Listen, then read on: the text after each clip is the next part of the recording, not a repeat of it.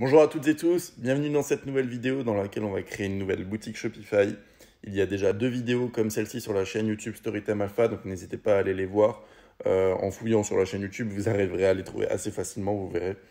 En attendant, nous, on va s'occuper aujourd'hui de la boutique Darly. Donc Darly, qu'est-ce que c'est? Je vais déjà vous présenter le site. Le site est déjà créé. C'est une des boutiques de démonstration principales avec le Storytime Alpha, justement. Donc c'est une boutique de chouchous. On voit plusieurs types de chouchous. Et on va essayer de rendre en fait cette boutique un petit peu plus sexy entre guillemets. On va essayer de lui apporter un petit peu plus de peps, globalement un petit peu plus d'effet waouh. Donc première chose que j'ai fait, c'est que j'ai déjà dupliqué le thème, donc j'en ai déjà fait une copie. Et ce que je vais faire, c'est que je vais ouvrir l'éditeur en ouvrant le personnalisé dans un nouvel onglet, tout simplement. Alors, la première chose qu'on voit, c'est tout simplement cette grande bannière. Donc, la grande bannière, c'est une image très qualitative. On voit directement un chouchou en place, même deux. Donc, ça va être très intéressant de laisser cette bannière, mais par contre, de la mettre au bon format. C'est-à-dire qu'on va essayer maintenant, avec cette bannière, de pas forcément la coller au menu, de pas forcément la faire coller sur les bords, parce que quand on va être en plein écran, elle va être vraiment très grande. Donc, le but, c'est une fois qu'on est en plein écran, c'est de quand même voir la suite, le début de la prochaine section. C'est un conseil que je peux vous donner. En général, c'est ce qu'on fait. Dans certaines boutiques, c'est pertinent de mettre une bannière sur tout l'écran. Mais là, on va essayer de faire en sorte que la bannière ne prenne que la fin, enfin, qu'on voie le début de la prochaine section, sans devoir scroller. Alors, tac, on va revenir au format bureau. Et sur notre menu, enfin sur notre bannière, dans la section bannière, on va décocher la case prend toute la largeur. Donc là, déjà, on voit que ça diminue largement. Et on va décocher et supprimer les espacements latéraux visibles sur téléphone. Donc on va voir déjà comment ça rend. Donc sur téléphone, par contre, on peut laisser cocher cette case. Tac, et voilà, ça c'est déjà mieux. En tout cas, sur ordi, c'est mieux. On verra aussi après comment réduire la largeur du menu, parce que ça serait bien que le menu s'arrête au début de la bannière et pareil ici à la fin de la bannière. Donc ça va être le but et c'est faisable avec le Storytime Alpha, on le verra juste après. Par contre, là, ce qu'on va faire du coup, c'est qu'on va essayer d'ajouter de l'espace en dessous, en tout cas sur ordinateur, par rapport à la prochaine section. Et par rapport au menu, on va voir comment ça rend une fois qu'on va réduire le menu. Donc pour réduire la largeur du menu, on va dans les paramètres de thème, on descend tout en bas dans Réglages avancés. Et là, on voit déjà qu'on peut régler plusieurs paramètres, notamment les largeurs du site, largeur des éléments sur le site. Donc les éléments, c'est au niveau du conteneur de la page. Donc là, il a 1100 pixels. En général, c'est un petit peu plus. Moi, j'aime bien le laisser à 1100 parce qu'au moins, ça fait plus petit. Je préfère quand c'est plus petit. Après, ça dépend vraiment de vos images. Ça dépend de la qualité des images de votre site. Si maintenant, vous avez des images très belles avec un excellent rendu visuel, vous pouvez augmenter cette bordure à 1300, voire 1400, pourquoi pas. Mais après, c'est à vous de voir. Il faut vraiment que ce soit correct sur tout type d'écran. Ok, donc là, je l'augmente à 1200 pour tester. Et par contre, le menu, je le mets exactement à la même dimension que la largeur des éléments sur le site. Et donc là, on voit que le logo commence au début de la bannière, que l'icône panier termine à la fin de la bannière. Et c'est beaucoup plus cohérent comme ça. Ok, donc une fois cela fait, je retourne dans ma bannière et là, je vais ajouter de l'espacement au-dessus. Un petit espacement, je pense. Ou alors, je n'ajoute pas d'espacement, mais par contre, dans mon menu, je viens augmenter la hauteur des liens. Tac, tac, tac, la hauteur des liens directement du menu. Hauteur personnalisée des liens du menu sur ordinateur, je vais l'augmenter, pourquoi pas à 100 pixels, comme ça va laisser un petit peu plus d'espace, en gros, entre la partie du menu, des liens du menu, et la partie en dessous par rapport à la prochaine section. Donc là, je vais même l'augmenter à 110 pixels. Voilà, une fois cela fait, sur mon menu, qu'est-ce que je vais pouvoir changer? Déjà, je vois accueil, chouchou, là il y a une barre noire qui sépare le menu du méga nav, entre guillemets, ça s'appelle un méga nav. En gros, c'est tout simplement la collection, le lien de la collection, parce que ça c'est un lien qui redirige vers la collection des chouchous courts. Donc là, c'est les 4 premiers produits de la collection qui s'affichent dans un méga nav. Ici, pareil pour les chouchous longs. Donc ça, on va pouvoir le désactiver, tout simplement. Donc on va dans nos menus et on désactive le méga nav et on désactive le méga nav sur les liens de collection également. On attend que le site se recharge et là on voit que les liens sont normaux entre guillemets. Ok à ce niveau-là.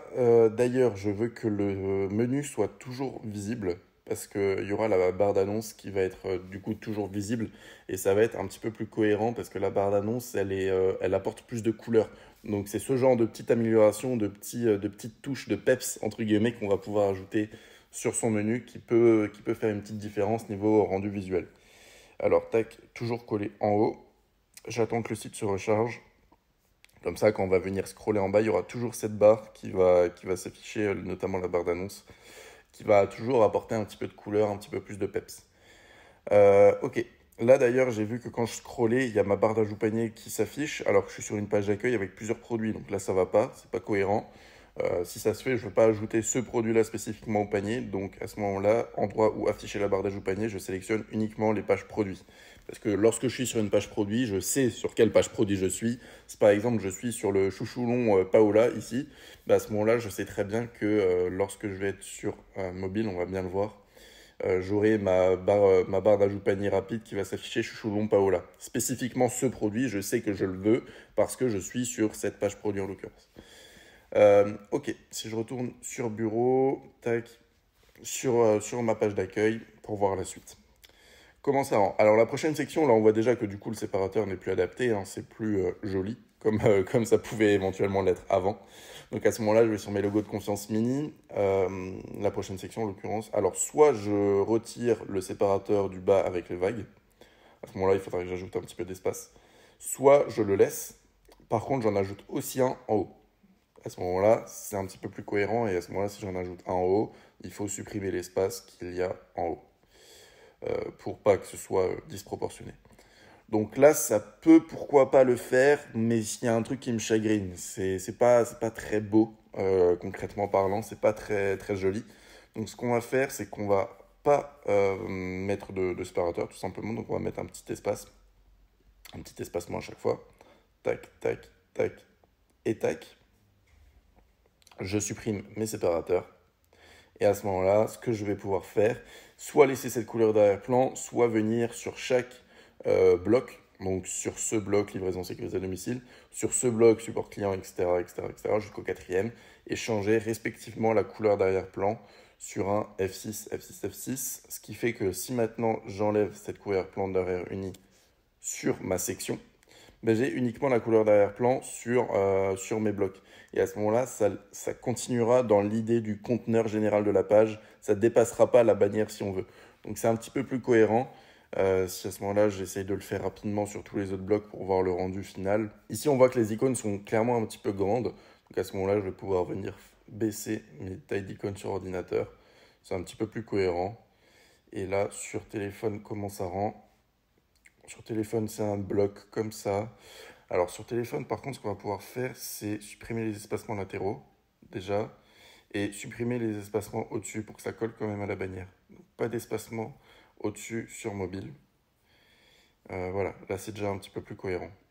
Sur bureau, comment ça rend? C'est bien. Globalement, je ne suis pas trop satisfait du rendu de cette section. Donc ce que je vais faire, c'est que je vais la supprimer, tout simplement. Je vais la supprimer. Par contre, je vais créer une autre section qui va s'appeler une alerte défilante. Là, ça va ajouter du peps, ça va ajouter des petites fonctionnalités sur le thème qui va permettre de se différencier des concurrents. Donc à ce moment-là, l'alerte défilante, je la mets sous la bannière dynamique. Et comme son nom l'indique, c'est tout simplement une alerte qui défile de droite vers la gauche. Donc sur mon alerte défilante, je vais pouvoir la personnaliser comme je veux. Déjà, je vais diminuer les espacements qu'il y a au-dessus et en dessous. En tout cas sur ordinateur. Sur mobile, je verrai ça juste après. Et là, c'est déjà beaucoup plus cohérent. Ne serait-ce qu'au niveau des bordures arrondies, c'est déjà beaucoup plus cohérent. On va même pouvoir ajouter une police personnalisée. Donc voilà, ce genre de choses, c'est vraiment pas mal à mettre en place. Et là, je peux tout simplement, par exemple, résumer les points qu'il y avait avant. Par exemple, paiement sécurisé. Tac, là, je mets une barre droite.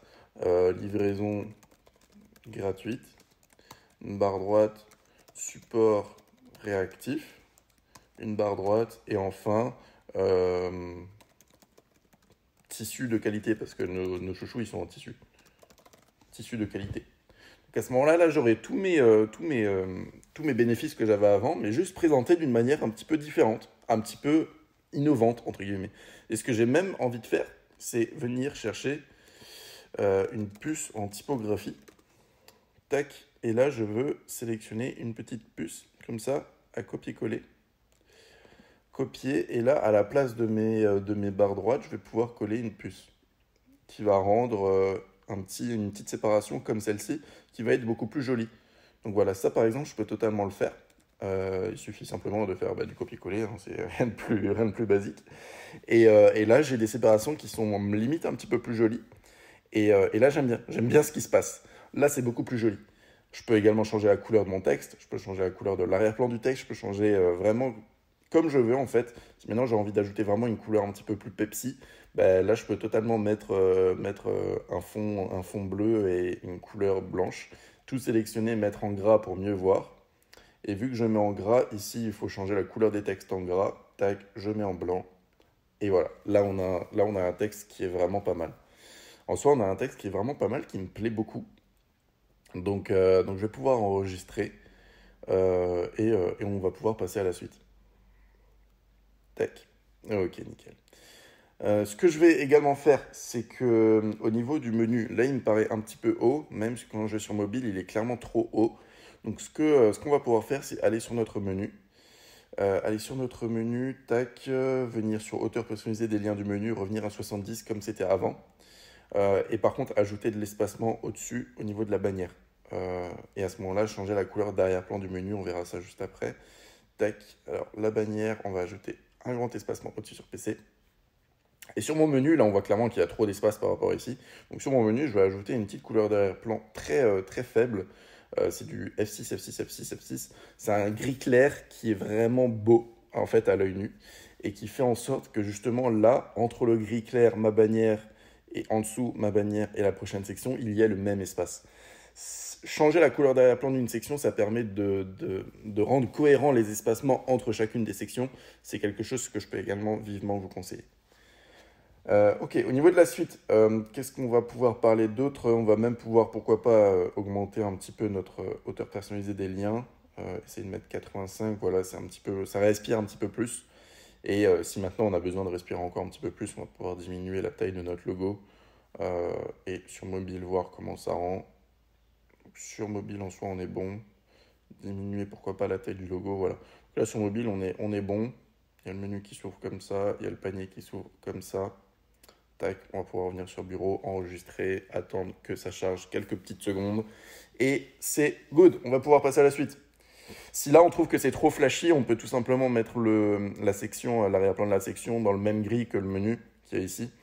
C'est tout à fait faisable, hein. Là c'est vrai que ça paraît peut-être un petit peu trop flashy. On verra ça au niveau du peaufinage à la fin de la personnalisation de la boutique. Si là on trouve que le texte est trop gros, on va pouvoir venir ici sur la bannière dynamique, descendre tout en bas, enfin même pas tout en bas, au milieu à peu près de la section. Et là on voit taille de la bannière sur PC, taille du titre sur PC juste ici. Il était à 45 pixels, c'est un petit peu beaucoup, on va pouvoir le baisser 35 pixels par exemple. Ensuite, au niveau de la section collection, est-ce qu'on va pouvoir la changer? Oui. Collection slider, déjà, est-ce que j'ai envie d'avoir une collection slider avec tous les chouchous? Pas forcément. Donc ce que je vais plutôt faire, déjà je vais supprimer cette section du coup. On va pouvoir descendre, ajouter une section, chercher collection, et on va pouvoir ajouter une collection vedette, c'est-à-dire une collection vedette, c'est une collection qui va afficher tous les produits directement sans le slider, donc sans que ça défile. En gros, si maintenant les produits dépassent, ça va venir sur une ligne en dessous.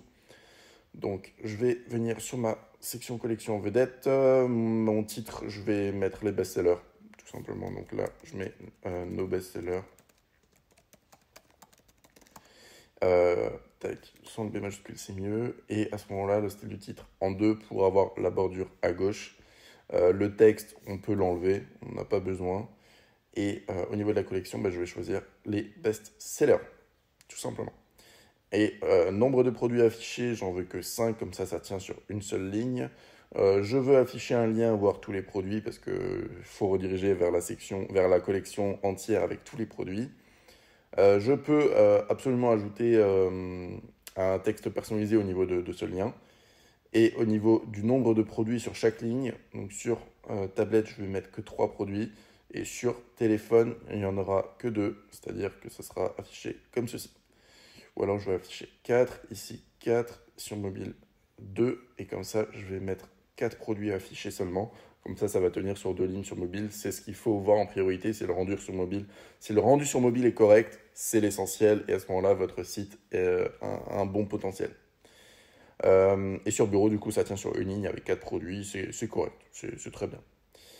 Ok, pour la petite collection, au niveau de mon image avant-après, donc là, est-ce que c'est pertinent d'avoir une image avant-après? Pas forcément, c'est pas forcément pertinent. Donc à ce moment-là, je vais simplement retirer la section. Tout simplement, ça sert à rien d'avoir une section qui sert à rien, justement. Et ce que je vais faire, c'est que je vais remonter ma section d'avis juste sous ma collection vedette. Comme ça va tout de suite amener des avis, de la social proof, des photos clients, très rapidement au niveau du scroll sur le site. Donc c'est ce qu'il faut, c'est une bonne chose à avoir. Donc à ce moment-là, on est bon. En dessous, on a nos chouchous courts. Est-ce que c'est pertinent de l'avoir? Je suis pas sûr. Je suis pas sûr. Donc à ce moment-là, je vais retirer la section. Ok, ensuite j'ai une section qui s'appelle Image Hotspot, qui correspond tout simplement à une image sur laquelle on peut trouver des petits points comme ça. Quand on va cliquer dessus, ça va ouvrir une petite fenêtre. Au niveau de cette petite fenêtre, on a des call to action qu'on peut modifier. Donc, quand je vais sur les blocs, par exemple, le bloc ne marque pas sur les cheveux. Je peux modifier la position du petit plus, moins. Je peux modifier la position de la fenêtre sur ordinateur et sur mobile, directement sur téléphone. Je peux ajouter une image directement dans la fenêtre, changer le titre, changer le texte, changer le type du call to action qu'il y a juste ici. Donc par exemple, soit un ajout au panier du produit, soit un lien qui va rediriger sur une autre page, soit ne pas afficher le bouton directement. À ce moment-là, si je sélectionne produit, je choisis un produit juste en dessous pour l'ajouter au panier. En l'occurrence, ici, c'est le même produit que sur l'image. Voilà, encore heureux. Si maintenant je choisis un lien, ben, je peux mettre le type du lien qu'il y a juste ici. En l'occurrence, ici, je peux rediriger vers la page contact. Sinon, je change le texte du bouton, je le veux, ou alors ajouter au panier, ou ce genre de choses. Comme ça, le call to action est un petit peu plus clair que juste je le veux.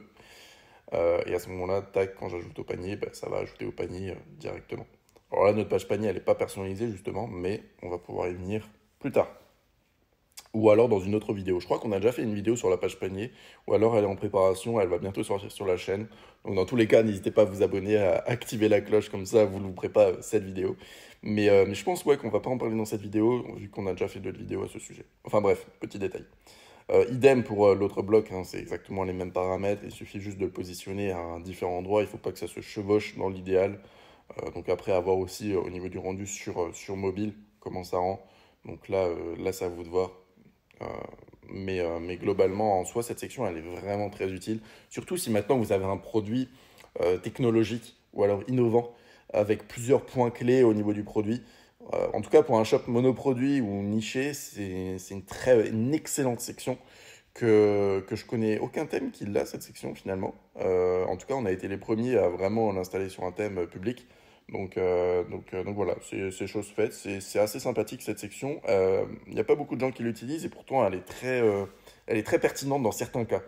Attention à ne pas en abuser, hein, bien évidemment, mais en tout cas, là, dans ce cas-là, on peut mettre en avant des bénéfices du produit directement sur nos chouchous qui sont ciblés directement. Donc là, en l'occurrence, ne marque pas les cheveux grâce au tissu en satin. Et là, tendance pour l'été, parce que c'est les couleurs vives.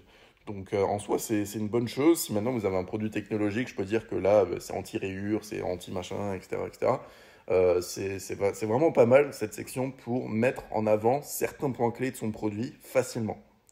Et de manière visuelle aussi.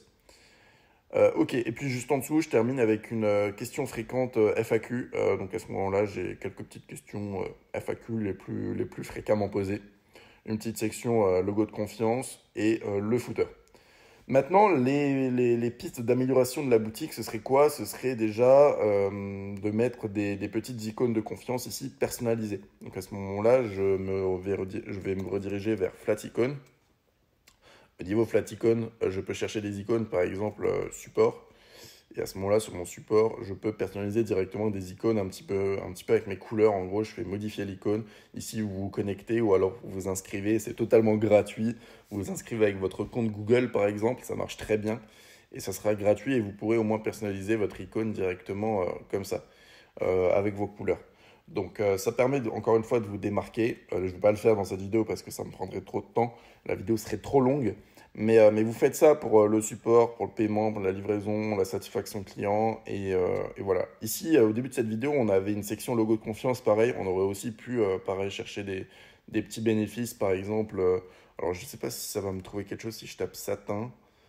Même pas, mais par exemple quality ou des choses comme ça. On peut totalement personnaliser des petites icônes avec nos couleurs et que ça ait un rendu un petit peu plus unique que juste les icônes par défaut du thème. Même si elles sont bien, vu que forcément c'est les icônes par défaut du thème, la plupart des personnes vont l'utiliser. Donc pour vous démarquer de vos concurrents, des autres personnes qui utilisent le thème, n'hésitez pas à personnaliser vos icônes de confiance. Ça c'est la première chose. Deuxième chose, c'est du coup régler le fameux problème d'incohérence au niveau des bordures arrondies sur téléphone. Mais ça c'est de notre côté. Je l'ai noté sur la roadmap, donc ça sera fait pour la prochaine mise à jour. Alors vous regardez cette vidéo, ça sera probablement déjà bon. Et sinon, je crois que c'est à peu près tout. Après, bien sûr, plus vous avez des avis, mieux c'est. Ça, c'est une certitude.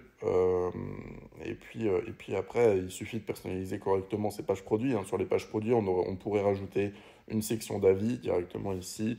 À ce moment-là, je tape avis. Je prends ma section d'avis et je personnalise mes avis ici, comme sur la page d'accueil en gros. Et là, ça peut très bien rendre également. Donc voilà, il y a plusieurs pistes d'amélioration pour cette boutique. Je ne vais pas les faire dans cette vidéo comme dit, ça me prendrait trop de temps. Mais là, ce que j'adore par exemple, c'est au niveau des pages produits, le menu se fond dans les pages produits parce que les images du produit a le même fond que l'arrière-plan du menu. Donc vous voyez ce genre de petites subtilités. Au niveau du rendu sur téléphone, ça rend très bien. Sur ordinateur, il faudrait ajouter de l'espace à ce moment-là sur mes fiches produits. Donc je vais sur ma fiche produit, tac, je descends ici au niveau des espacements. Et là, j'ajoute un grand espacement sur PC, comme ça fait un petit peu plus aéré. J'enregistre pour voir le résultat. Juste avant, je vais supprimer la section d'avis. Tac, j'enregistre ici.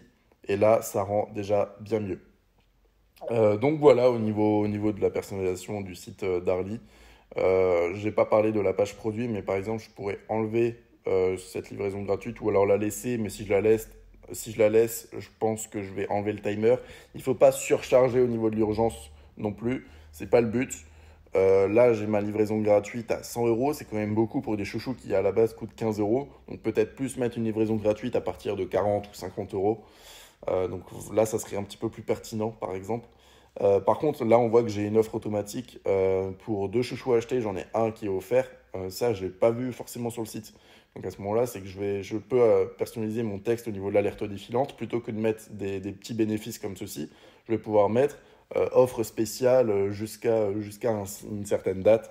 Et à ce moment-là, je mets pour 2 chouchous achetés, un offert. Donc là, c'est aussi largement faisable.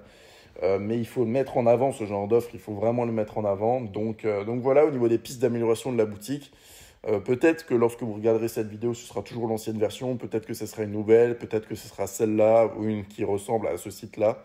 Dans tous les cas, forcément, on va retravailler une boutique de démonstration et pourquoi pas en faire d'autres vidéos. Mais en tout cas, j'espère que cette vidéo vous a plu, vous en avez retiré pas mal d'informations. L'essentiel à retenir, c'est tout simplement qu'il faut un site qui soit cohérent. Je crois que c'est plus ou moins tout. Si vous avez des questions, n'hésitez pas en commentaire sur les réseaux sociaux ou peu importe, on répond à toutes vos questions partout. En attendant, je vous fais plein de bisous et on se retrouve dans la prochaine vidéo. On espère que la vidéo t'a plu. Si tu veux obtenir le story theme, c'est le premier lien dans la description. Et pour t'aider à créer tes sites plus rapidement, de manière plus efficace, on a créé ce qu'on appelle un manuel de process qui va lister en fait toutes les tâches dans l'ordre à faire afin que ta boutique soit 100% prête au lancement. Que tu sois débutant ou avancé dans le e-commerce, ce process sera pratique pour te faire gagner beaucoup de temps et te donnera des petites astuces. Donc on te conseille vraiment d'y jeter un petit coup d'œil. Pour ça, rends-toi sur le deuxième lien en description, mets ton meilleur mail et reçois ton manuel de process directement au format PDF. Sur ce, si cette vidéo t'a plu, n'hésite pas à mettre un petit pouce bleu, t'abonner à cette chaîne et nous suivre sur les différents réseaux, que ce soit Instagram, Facebook ou même notre chaîne principale New Story. Du coup, on te dit à la prochaine pour une nouvelle vidéo. Travaille bien, crois en tes rêves. Ciao! Salut!